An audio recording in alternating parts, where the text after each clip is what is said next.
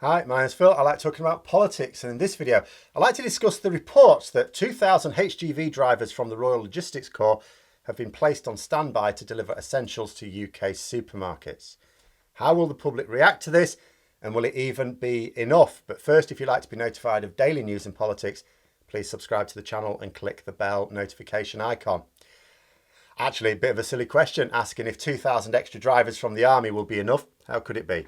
It has now been widely reported that we are about 100,000 HGV drivers short in Britain. This report on the army about to be involved comes from the Mail. It's as pro-hard Brexit as they come. They cited the 100,000 driver shortage that the Road Haulage Association came up with in the same headline as the notion that they are to be replaced by 2,000 army drivers. How could it be enough? And that's to say nothing of what it is that the army will no longer be doing when their heavy goods drivers are doing shuttle runs between civilian warehouses and supermarkets. It's not like they'd have been sat around doing nothing otherwise. Naturally, the article in the Mail doesn't push the Brexit link really. It just talks about it being as a result of a lack of qualified drivers. I mean, really, you can look at this article as a masterpiece in explaining how it is that the general public can be so blind about what's going on. I would absolutely use an article like this to try and teach critical thinking. See, put yourself in the shoes of someone who is reading this paper to be informed. These are the sorts of articles you read, and do you know what? You keep coming back to them for information. In the headline alone, you are asked to believe that 2,000 army drivers is going to be drafted in to do the work of 100,000 civilian lorry drivers. Then you start to read the article and you are asked to accept that there is a sudden lack of qualified lorry drivers in the country without any explanation as to why. Sure, it cites the fact that thousands of tests were cancelled due to the pandemic, but not a word about why we suddenly have a shortage of 100,000 right now. This is what we have to work with. The British population, like those in the vast majority of countries, simply do not critically evaluate their source of information. Questions are not asked when something is presented that doesn't quite make sense. The search for information is treated as being a passive activity. You take the information and you just go, oh, right, information, fantastic. So no, of course, this won't actually deal with the problem. It may alleviate some of it at best. Of course, not every problem has a single solution. Often the course of action, particularly a very complex problem, is to apply a whole series of measures which cumulatively deal with the issue. The problem is that the government are not doing that. Let's look at what the government have been prepared to do. So first of all, they've increased the number of hours that drivers can operate. Well, this only makes them more tired and puts them at greater risk of accidents. That in turn risks their lives or liberty. Because if they cause an accident due to negligence brought on by tiredness, can't do words today, they'll be the ones in the dock, not the ministers who pushed it. The ministers they're not going to be prosecuted for making these drivers tired.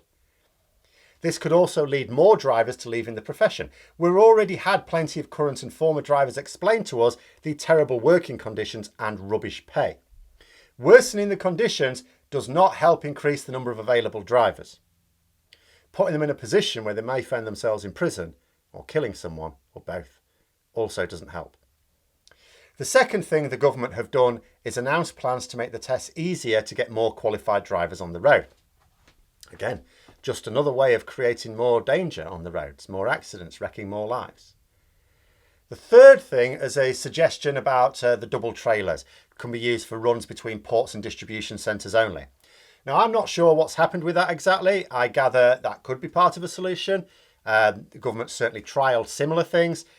There are dangers with it, which is why they're not routinely used, I gather.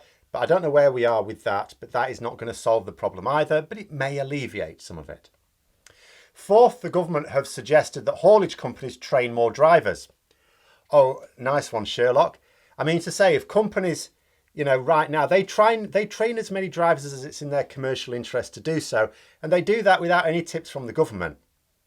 If the government want to change the behaviour of businesses, there are always two ways to do it. You either incentivise it with funding or you regulate. As they're not doing either of those things, their words are meaningless.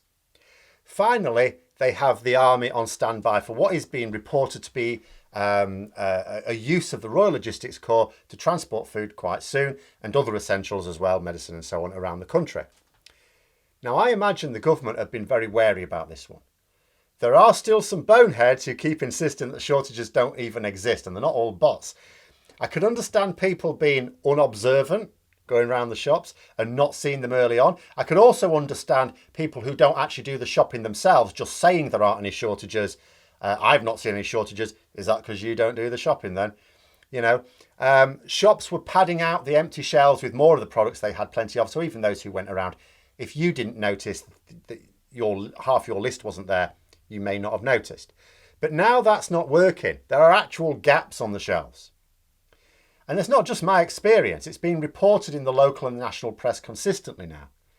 No paper is bothering to deny this problem. But you stick army drivers into the supply chain and there's no denying it from even the most deluded. It doesn't matter how much of an impact they make. It will be a very visible sign of the emergency. Because everyone understands that when the army gets involved with civilian support, it's during an emergency. You know, so they will put off this measure for as long as possible. It's certainly not imminent as such, at least not according to this Mail report. In fact, I'll tell you what I found interesting. The report said that the call was expected to go out by the end of September. Now, what's so curious about that? Well, two major factors that this emergency has been blamed on are summer holidays and the pandemic. Now, obviously, lots of workers across the supply chain are taking well-earned breaks right now, going on holiday, which reduces the amount of staff available. But also, lots of people are isolating due to contact with COVID-positive people, to say nothing of actually having COVID. Just because Boris Johnson can't be bothered following his own rules doesn't mean others don't. In fact, to read some reports, including in the Mail, you'd think the issue was entirely down to this. You know, it's nothing to do with Brexit, it's the pandemic. But if the call may not go out until late September, what reason will be given then? The time when lots of people take holidays will be over. Holiday season's gone. You know, there are still people, of course, who will still take the odd holiday in late September, but very few. Doesn't significantly affect staffing. Similarly, the so-called pandemic, well, that'll be over then, because rules are coming in place next week. That means if you're double vaccinated, you don't have to isolate just from being in close contact with someone who tests positive. And with more people getting their second jabs, that certainly can't be blamed for the lack of lorry drivers. Already can't. I gather most lorry drivers don't have the app anyway. And even others in the supply chain. In September, I mean, they're not going to be able to blame that. It also means there is every expectation that the food shortages will still be acute in late September. In fact, suggests that the emergency will be worse than it is now. After all, they're not using the army right now. So if they're talking about using the army by the end of September, that means get worse. Now, we know this anyway, because industry leaders tell us that things are going to continue to get worse for a while. But if you piece all this together, if we accept that the Mail, like many newspapers, may well not be drawing attention to the real reasons, it may well be misleading, but it is nonetheless reporting statements of fact, and it ties with those from the supply chain, then consider the following. 1, the situation is going to be worse in September than it is now, and it's already a critical situation. 2, the government aren't adopting any measures that will provide long-term solutions. There can be a debate about what the best long-term solutions are, but the government are not adopting any of them. As such, we'll be stuck with the same shortages whenever there is more pressure on supply chains. It could become seasonal, like pressure on the NHS. It manages at some times of year when demand is low, but almost completely collapses during times of high demand. Like people being left on trolleys in hospital corridors in winter because there aren't enough beds, and that was before the pandemic. Do we just get ready for times of the year when there are gaps on the shelves and we accept that? That's just the time of the year when there's gaps on the shelves? When small remote shops just don't have bread or milk at all? Because without long-term solutions to a problem that is not down to the pandemic, even if COVID is adding extra pressure to it, this is what it looks like will happen. And then the final thing to consider is that September, that's when warehouses start stocking up for Christmas. How are they going to do that if they can't clear the space for it? Does that mean severe shortages this coming Christmas that will also be noticed? And if the government can't blame it on the pandemic, because let's say by then we haven't had any further lockdowns, so there's been no depressed economic activity, and they won't be able to manage, what then? What will people start to think then? Because another reason why I've said before that this September is going to be a politically explosive month is just this. But those are my thoughts. Let me know yours in the comments below. Hope you found the video interesting. If you did, don't forget to click the like button. If you'd like to support the channel further, please also click the Patreon link for details. And until next time, I'll see you later.